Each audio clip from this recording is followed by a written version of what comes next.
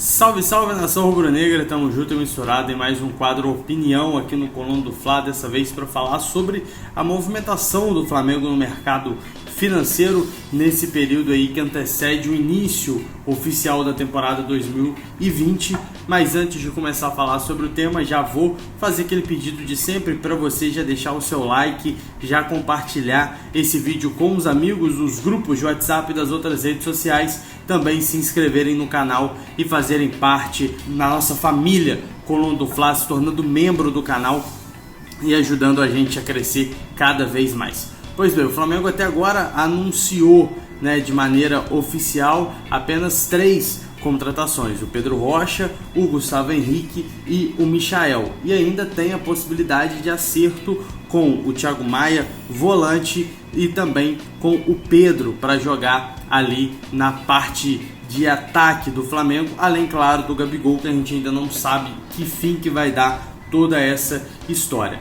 Mas, de qualquer maneira, a forma como o Flamengo tem se posicionado no mercado é uma maneira muito interessante. O clube, esse ano, a gente teve acesso ao balancete do clube divulgado no final do ano passado, início desse ano, e a gente sabe que tem um nível de investimento muito menor do que a gente viu no ano passado. Se gastou muito no ano passado, houve um retorno técnico e também financeiro por conta dos títulos, mas tem hora que você tem que puxar o freio de mão, porque ainda não temos no futebol brasileiro a capacidade de manter gastos na ordem de 200 milhões de reais por temporada, como foi no ano passado. Então o Flamengo dá uma segurada, mas utiliza uma estratégia muito interessante, que é a de fazer empréstimo com passe fixado. Por quê?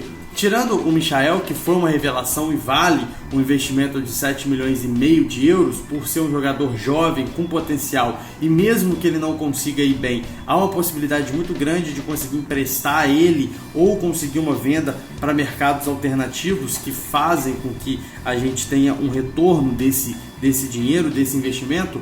Os outros jogadores a gente trouxe 0,800 pagando apenas o salário. O Gustavo Henrique, uma grande contratação, um dos principais zagueiros da temporada, veio de graça. O Flamengo aproveitou que o Santos não conseguiu fazer a renovação e já conseguiu trazer ele para fazer parte do elenco.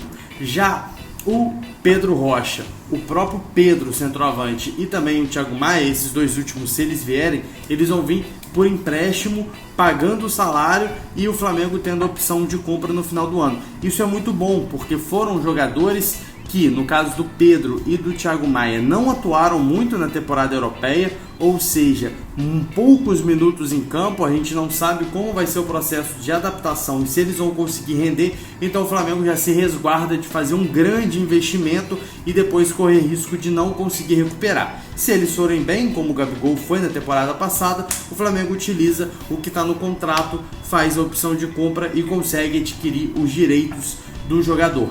Já o caso do Pedro Rocha, ele atuou muito, mas pegou aquela bagunça do Cruzeiro, o time rebaixado, não conseguiu atuar bem, entrou no meio da muvuca do clube ali, mas é um jogador com potencial. O Flamengo faz a opção do empréstimo também com passe fixado, para caso ele consiga uma boa temporada, o Flamengo contrate e volte a ter um nível de investimento em 2021, que já está no planejamento do clube, da mesma forma que foi em 2019.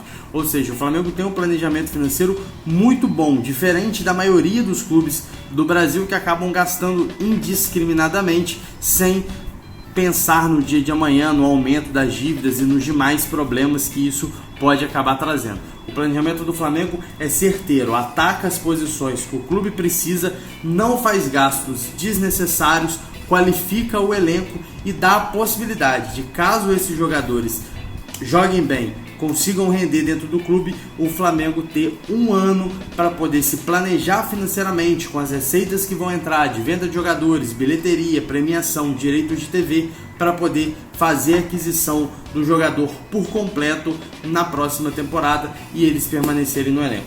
Tá certo? O que vocês acham? Concordam ou discordem? Deixem os seus comentários e vamos debater mais sobre isso, que a temporada está começando em 2020, promete ser um ano ainda melhor do que foi 2019. Tá certo? Saudações rubro-negras, aquele abraço e até a próxima.